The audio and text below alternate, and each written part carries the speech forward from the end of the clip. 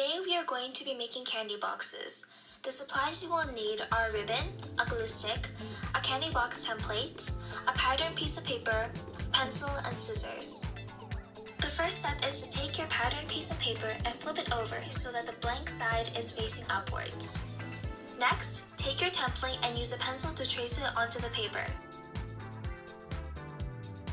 After this, cut the candy box out.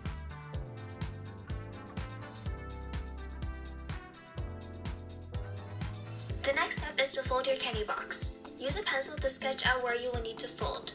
After you've completed this step, fold on the lines you have drawn and make sure they are sharply folded.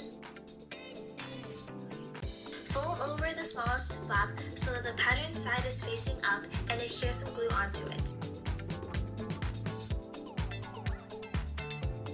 Now fold the candy box in half and ensure that it is glued together tightly. Next, you're going to make two concave folds on one side of the cylinder and make sure that the corners are also tightly folded. This step can be a little hard, so don't worry if your folds don't appear perfect.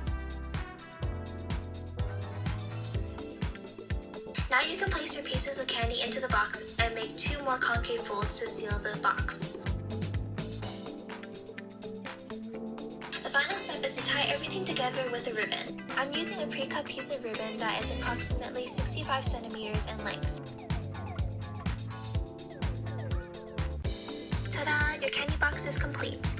Now you can recreate more in different colors and patterns and give them to your friends and family. Thank you for watching!